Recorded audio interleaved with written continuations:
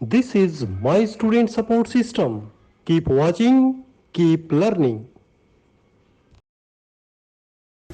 तो पहला आयाम है हमारा हेल्थ का या डायमेंशन ऑफ हेल्थ में फिजिकल डायमेंशन। ठीक है, तो इसमें क्या होता है कि फिजिकल हेल्थ हमारी होगी कि फिजिकली हम वेलबींग हो हमारी, हम अच्छा महसूस करें, कोई भी शरीर में दर्द ना हो, कोई भी कष्ट ना हो, कोई भी आउट ग्रोथ ना हो, तो वो क्या होगी, फिजिकल हेल्थ होगी। अच्छा, the science of physical health क्या होंगे, गुड कॉम्प्लेक्शन, यानी देखने से ही व्यक्ति हेल्दी लगे। ठीक है, कोई भी उसके आउट ग्रोथ निकली नहीं हो, कोई फोड़ा फुंसी ना हो, तो कॉम्प्लेक्शन जो है वो अच्छा हो। इसके अलावा स्किन क्लीन हो। ठीक है, वो एक इंडिकेशन हो सकता है फिजिकल हेल्थ का।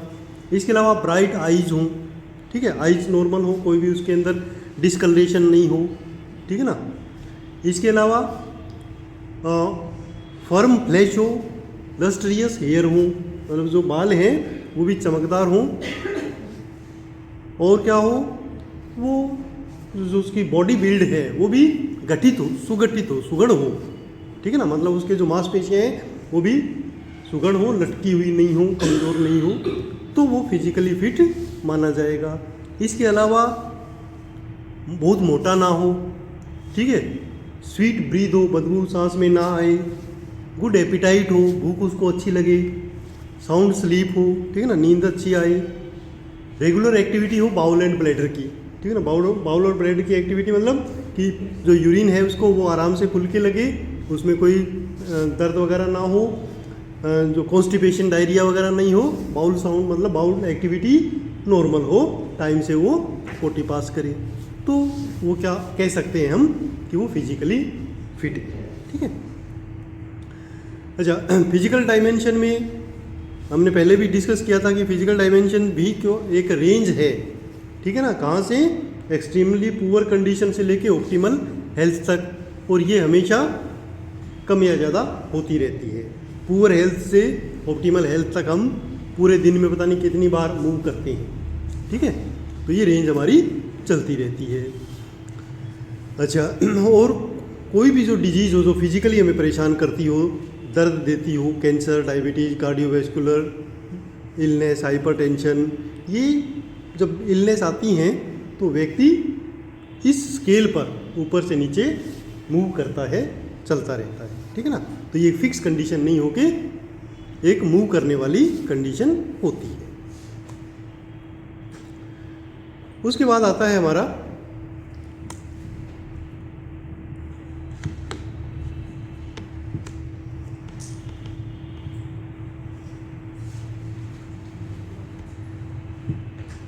Mental dimension. ठीक है ना, तो दूसरा डायमेंशन WHO ने भी बताया है कि जो मेंटल हेल्थ है हमारी वो अच्छी हो। Mental health is not mayor absence of mental illness.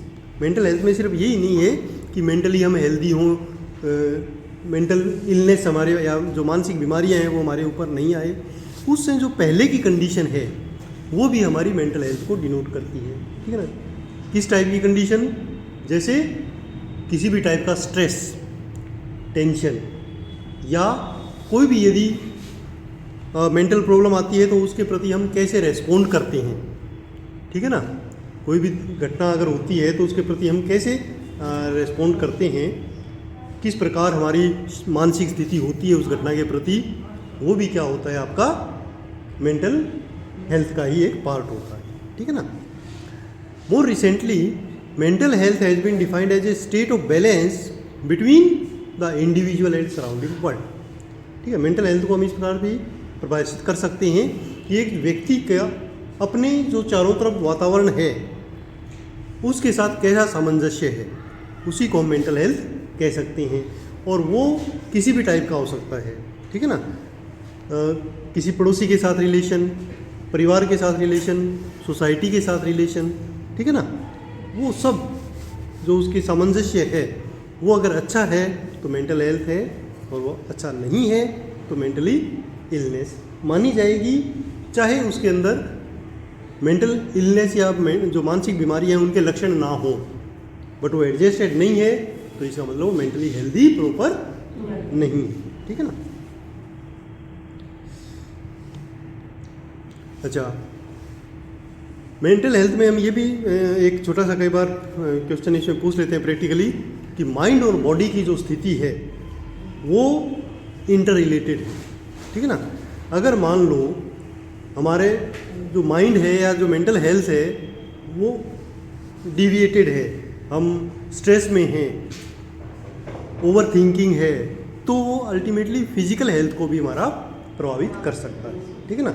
Headache शुरू हो जाएगा, ठीक है, हो सकता है एक्सट्रीम कंडीशन में फीवर भी आ जाए, हाइपर टेंशन हो जाए, ठीक है ना। तो मेंटल हेल्थ फिजिकल हेल्थ के ऊपर हावी हो सकती है और इसी प्रकार फिजिकल हेल्थ भी कई बार मेंटल इलनेस को जन्म दे सकती है, ठीक है ना। तो इसको हम माइंड बॉडी रिलेशनशिप भी कहते हैं। तो ये दोनों आयाम एक दूसरे को प्रभावित करेंगे, ठीक है। नेक्स्ट आता है हमारे पास सोशल डायमेंशन, ठीक है। सोशल डायमेंशन क्या है? सोशल हेल्थ है हमारी सोसाइटी में हमारी जो पोजीशन है वो कैसी है, ठीक है ना। समाज के लोग, सोसाइटी के लोग हमें चाहते हैं या नहीं चाहते, हमें रेस्पेक्ट देते हैं या नहीं देते, और उनके साथ हमारे रिलेशन अच्छे हैं या नहीं है। कहीं हम सोशली वो कहते हैं कि बिखराव तो नहीं महसूस कर रहे कि लोग हमें चाहते नहीं, हमसे बात नहीं करना चाहते। अगर ऐसा कंडीशन है तो इसका मतलब हम सोशली हेल्दी नहीं हैं। और यदि सोसाइटी में हम वांटेड हैं, मतलब लोग हमें चाहते हैं, ठीक है ना, तो रेस्पेक्ट करते हैं हमारी, जहाँ भी हम जाएं तो मुस्कुरा के हमारा स्वागत होता है, तो हम सोशली हेल्दी माने जाएंगे, ठीक है ना। तो ये सोशल डायमेंशन भी हेल्थ को प्रभावित करता है, ठीक है। तो ये सारे डायमेंशन पढ़ने का हमारा मतलब मेन यही है कि हम इनके रिलेशनशिप्स को समझ सकें कि सिर्फ फिजिकली हेल्दी होना ही हेल्दी नहीं है, आपको डायमेंशन हो चाहे वो सोशल डायमेंशन हो। अच्छा, इससे आगे और अगर हम बढ़ते हैं तो आता है हमारा स्पिरिचुअल डायमेंशन, ठीक है। स्पिरिचुअल डायमेंशन ओरिजिनली WHO की जो डेफिनेशन थी उसमें नहीं था, पर बाद में ये स्वीकार किया गया कि यदि स्पिरिचुअलिटी को हम प्रॉपरली एडजस्ट करें, उसको एक्सेप्ट करें, तो हमारी ओवरऑल हेल्थ भी अच्छी हो सकती है, ठीक है ना। तो स्पिरिचुअलिटी क्या है, अब आप सबको पता ही है कि किसी भी एक सुपर पावर में, रिलीजन में विश्वास करना, वो स्पिरिचुअलिटी कहलाता है, ठीक है। और ये आपको पॉजिटिव और नेगेटिव दोनों एस्पेक्ट में प्रभावित करता है। अगर मान लो किसी का सीवियर स्ट्रेस आ गई, कोई बीमारी आ गई, तो हम ईश्वर के शरण में चले जाते हैं, ये प्रभु अब आप ही हमें इस प्रॉब्लम से बचाओ। और उससे होता क्या है, अब हम में से किसी को नहीं पता कि वो चीज़ कितना असर डालती है, बट एक विल पावर इंक्रीज होती है कि अब हमने अपने आप को ईश्वर के हाथ में छोड़ दिया है, वो हमें ज़रूर इस मुसीबत से निकालेगा। तो मानसिक रूप से जो मेंटल स्ट्रेस होती है वो कम होता है, और उससे अल्टीमेटली फिजिकल प्रॉब्लम भी कम हो सकती है। इसलिए स्पिरिचुअल हेल्थ को भी, डायमेंशन को भी हेल्थ के अंदर ऐड किया गया है, ठीक है ना। इसीलिए तो जो डिफरेंट हॉस्पिटल्स हैं या जो हेल्थ सेंटर्स हैं, उसमें भी कई बार ये रिसर्च का भी विषय आता है कि कोई जो सीवियर इलनेस वाला जो पेशेंट होता है, उसके पास बैठ के उसके जो धर्म से संबंधित उसको बातें सुनाई जाएं, तो उसको काफ़ी मेंटल रिलीफ मिलता है, और कई बार वहाँ से उठ के आ भी जाता है, बीमारी ठीक भी हो जाती है, ठीक है। तो ये क्या कहलाएगा, उसका स्पिरिचुअल डायमेंशन ऑफ हेल्थ, ठीक है ना। इसके बाद फिर आगे आया इमोशनल डायमेंशन, ठीक है ना। इमोशनल डायमेंशन क्या है? इमोशंस क्या होते हैं? इमोशंस होते हैं कि कोई भी स्टिमुलाई आया या कोई भी प्रॉब्लम हमारे सामने आई या कोई घटना आई, उसके प्रति हम किस प्रकार से रेस्पॉन्ड देते हैं, तो वो हमारा इमोशंस कहलाता है, ठीक है ना। जैसे गुस्सा, प्यार, लव, अफेक्शन, ग्रीफ, ठीक है ना, दुख, ये सारे क्या हैं? ये भाव हैं, इमोशंस हैं। ये वैसे तो हर प्रॉब्लम के साथ, हर घटना के साथ जुड़े हुए होते हैं, बट यदि उनकी जो इंटेंसिटी या जो लेंथ है वो ज़्यादा हो जाए, तो क्या होगा, वो एक प्रकार से आपकी हेल्थ को प्रभावित करना शुरू कर देंगे, ठीक है। जैसे मान लो अगर किसी के प्रति कोई आपने बात सुनी और गुस्सा आ गया, और फिर थोड़ी देर में आपने उसको कंट्रोल कर लिया, तो आप हेल्दी हैं।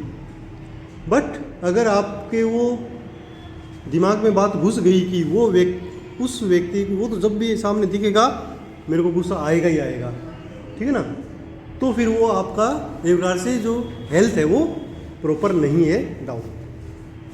इसी प्रकार कई घटनाएं हमें दुखी करती हैं, ठीक है ना। दुख वाली कंडीशन में भी क्या होता है, ऐसा नहीं है कि हम हमेशा एक समान रहे, नहीं। दुख वाली कंडीशन में दुखी भी होना होता है, सुख वाली कंडीशन में हम खुश भी होते हैं, परंतु वो एक समय के साथ एडजस्ट हो जाना चाहिए। ऐसा नहीं कि पूरी लाइफ दुखी होके बैठे हैं कि मेरे साथ ये क्या हो गया, तो फिर वो मेंटल इलनेस हो जाएगी, ठीक है ना। तो इमोशंस जो हैं वो कभी भी लॉन्ग स्टैंडिंग नहीं रहने चाहिए, परिस्थिति के अनुसार आए और उसके साथ उसको चले जाए, ठीक है ना। तो वो क्या होंगे, हेल्थ होगा, अदरवाइज वो इलनेस हो जाएगी। तो इमोशंस का भी हमारी हेल्थ पर प्रभाव पड़ता है, इसलिए हम इमोशनल डायमेंशन भी पढ़ते हैं। उसके बाद एक डायमेंशन है वोकेशनल डायमेंशन, ठीक है। वोकेशनल शब्द का क्या मतलब है, वोकेशनल शब्द का मतलब होता है रिलेटेड टू आवर अर्निंग, कि हम कैसे कमाई करते हैं, अपना जो जीविका है वो कैसे चलाते हैं, ठीक है। और अगर हम आजीविका हमें हमारी टैलेंट के हिसाब से मिली हुई है और हम हमारे काम से खुश हैं, तो हमारी हेल्थ जो है वो अल्टीमेटली अच्छी होगी। बट यदि जो हमारा टैलेंट है, जो हमने एजुकेशन ली हुई है, वैसा काम मिला नहीं, मजबूरी में कोई छोटा काम करना पड़ रहा है और उससे हम खुश नहीं हैं, तो वो हमारी हेल्थ को प्रभावित करेगा, नेगेटिव तरीके से बीमार हो सकते हैं, स्ट्रेस में रह सकते हैं, है ना। तो इसीलिए कहते हैं कि काम जो भी आप करो खुश होके करो, तो खुश होने से, एक काम करने से क्या होगा, बीमार नहीं पड़ेंगे, ठीक है ना, यू विल बी हेल्दी। तो ये जो डायमेंशन है हेल्थ का, उसे हम कहेंगे वोकेशनल डायमेंशन, जो हमारी काम करने का जो लेवल है उसको हेल्थ के साथ जोड़ के देखता है, ठीक है। तो सबको भी यही समझाना चाहिए कि जो भी आपको, अगर आपको काम मिल गया है तो, और आप उसे अच्छा करना चाहते हैं तो वो अच्छी बात है, बट अभी जो काम आप कर रहे हो उसमें हमेशा खुश होकर करो। काम तो करना ही है, दुखी होकर करोगे तो आपकी हेल्थ को प्रभावित करेगा, ये चीज़ समझनी है ना। अच्छा, इसके अलावा अदर डायमेंशन में क्या है कि आप सिर्फ नाम लिख के छोड़ सकते हैं, ज़्यादा उसमें एक्सप्लेन करने की ज़रूरत नहीं है, क्योंकि ज़्यादा से ज़्यादा 7 to 8 मार्क का क्वेश्चन आता है, तो 4-5 आपने डायमेंशन एक्सप्लेन कर दिए और अदर डायमेंशन डाल के उसमें नाम डाल दिए कि अपार्ट फ्रॉम दिस, इसके अलावा कुछ दूसरे डायमेंशंस भी हैं, जैसे फिलोसॉफिकल डायमेंशन। फिलोसॉफिकल डायमेंशन क्या है, और हायर लेवल का है, जब व्यक्ति बहुत ही ज़्यादा ज्ञानवान बन जाता है, फिलोसफी लेवल तक पहुंच जाता है, तो उसका वो ईगो सेटिस्फेक्शन भी होना चाहिए, ठीक है ना। इसके अलावा कल्चरल डायमेंशन क्या है कि हमारी जो कल्चर है, सोसाइटी में जो भी एक्टिविटीज़ होती हैं, तो वो भी हमारी हेल्थ को प्रभावित करती हैं, पॉजिटिव रूप में भी, नेगेटिव रूप में भी। तो वो हेल्थ का क्या कहलाएगा, कल्चरल डायमेंशन।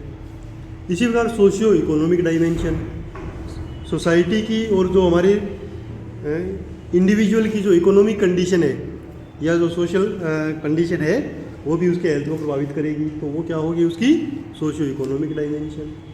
इसके अलावा एनवायरमेंटल डायमेंशन, ठीक है, एनवायरनमेंट का प्रभाव व्यक्ति के ऊपर पड़ता है, पॉजिटिव और नेगेटिव।